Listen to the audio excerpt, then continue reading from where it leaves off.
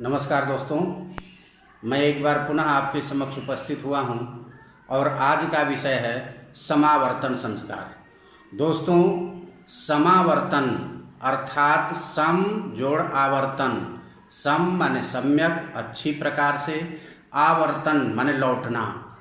कहने का अर्थ है कि जब ब्रह्मचारी घर छोड़कर विद्याध्ययन के लिए गुरु के आश्रम में गया, 25 वर्षों तक उसने वेद वेदांग आदि ग्रंथों का अध्ययन किया, उसके उपरांत घर लौटने को समावर्तन संस्कार कहते हैं।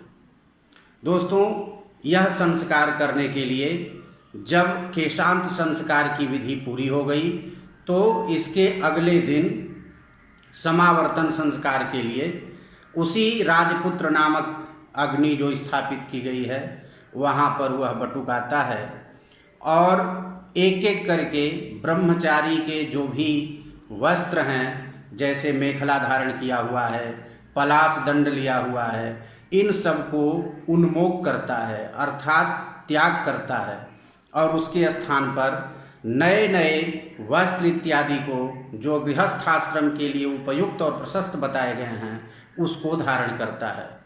जैसे जो चीज़ें ब्रह्मचारी के लिए मनाही थी, जैसे सिर को ढकना, सिर पर पगड़ी बांधना, आज उसको पगड़ी बांधा जाएगा। सिले हुए वस्त्र पहनना मना था, आज वह सिला हुआ वस्त्र भी पहनेगा।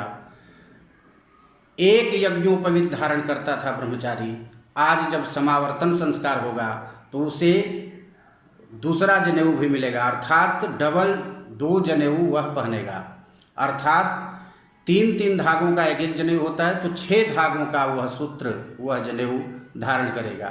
इसी प्रकार से ब्रह्मचारी को नियम था कि आंख में काजल नहीं लगाएगा, जबकि आज उसे काजल लगाना होगा।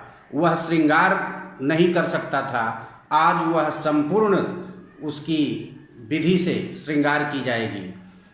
दर्पण में मुख देखना मना था, आज वह दर्पण में अपना मुख देखकर सजेगा। तो इस प्रकार से संपूर्ण उसका श्रृंगार किया जाएगा। उसे छत्र दिया जाएगा अर्थात छाता प्रदान किया जाएगा, पैर में जूते पहनाए जाएंगे। इस प्रकार से उसे सजाकर पुष्पों की माला पहनाकर गुरु आसन पर सम्मुख बिठाकर और उपदेश करते हैं। दोस्तों, यह उपदेश आजीवन उस ब्रह्मचारी के लिए काम आता है। कुछ उपदेश इसमें ऐसे हैं जो 3 रात्रि तक अर्थात 3 दिन तक उसे निभाने होते हैं। अन्य जो नियम हैं वह आजीवन चलते हैं। जैसे 3 दिन निभाने वाले नियमों में है कि उसे मांस भोजन नहीं करना है, कुत्ते का दर्शन नहीं करना है, काले कौवे का जिसे शकुनी कहते हैं, कृष्ण शकुनी, उसका दर्शन नहीं करेगा। इसी प्रकार से त्रैकालिक संध्या उसे करनी होगी, सूर्य का दर्शन उसे नहीं करना होगा 3 दिनों तक। ये सभी नियम उसे 3 रात्रि तक कम से कम निभाने होंगे। इसके उपरांत अन्य जो नियम हैं वह उसको आजीवन काम आने वाला है। दोस्तों, गुरु जब उपदेश देता है, उन उपदेशों में कुछ महत्वपूर्ण उपदेश मैं आपके सामने प्रस्तुत करने जा रहा हूँ, उसे आप ध्यान से सुने और आजीवन हम सबको उसका पालन करना चाहिए। गुरु कहते हैं सत्यम वद अर्थात जीवन भर सत्य का आचरण करो, सत्य बोलो, मनसा वाचा कर्मणा सत्य का ही आचरण करना चाहिए। धर्मंचर धर्म का आचरण करो, कभी भी अधर्म के रास्ते पर मत जाओ।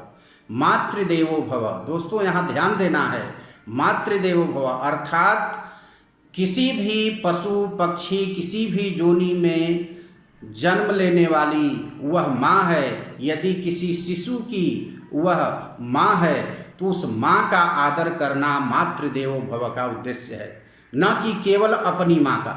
अर्थात दुनिया में जितने भी मनुष्य की माँ तो सम्माननीय है ही, पशु पक्षियों की माँ भी आदर के योग्य है, उसका भी अपमान नहीं करना चाहिए। यह शास्त्र विशेष रूप से प्रतिपादित करते हैं। इसी प्रकार पितृदेवो भव, कोई भी पिता हो, किसी के भी पिता हो, उनका आदर और सम्मान करना चाहिए। आचार्य देवो भव, कोई भी गुरु हैं, कोई भी आचार्य हैं, उनका हमें सदैव आजीवन आदर करना चाहिए, उनका निरादर कभी नहीं करना चाहिए।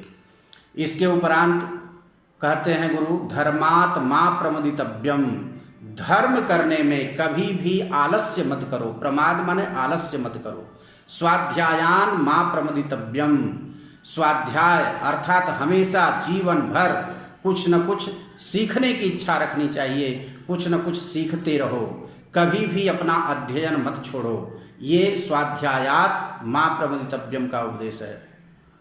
इसी प्रकार कुछ और भी उपदेश करते हैं, जैसे जल में अपना प्रतिबिंब नहीं देखना, किसी को भी अनुचित बात नहीं कहना, किसी को गाली गलौज या किसी भी प्रकार का अपमान नहीं करना, स्त्रियों का अपमान नहीं करना, इत्यादि सारी बातों को बताते हैं।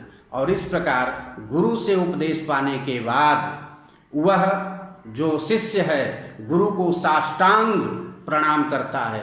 साष्टांग प्रणाम का अर्थ है धरती पर लेटकर हाथ दोनों आगे कर गुरु के चरणों में प्रणाम करना, और साथ साथ वह अपना गोत्र नाम सब कुछ बताता है और बताते हुए प्रणाम करता है।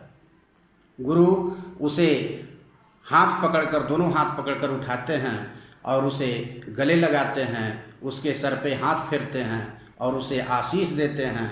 और घर से जो माता पिता आए हुए हैं वे उनके साथ किसी भी सवारी से, किसी भी वाहन से, किसी भी पालकी से वह घर जाता है, और घर जाने के बाद उसके आगमन की तैयारी की जाती है और मंगल घोष पुरस्सर के साथ उसका गृह प्रवेश होता है। और गृह प्रवेश करते ही जो द्वार मातृकाएं हैं उन द्वार मातृकाओं का पूजन किया जाता है, और पूजन करने के उपरांत अपनी भगिनी बहनों को या जो बहन के बेटे हैं, बेटियां हैं, उनको और ब्राह्मणों को कुछ द्रव्य दक्षिणा देकर उन्हें संतुष्ट कर और सभी प्रेम से एक साथ बैठकर भोजन करते हैं। और इस प्रकार से समावर्तन संस्कार की विधि समाप्त होती है, और उस दिन उस घर में बहुत ही खुशनुमा माहौल होता है, क्योंकि 25 वर्षों के बाद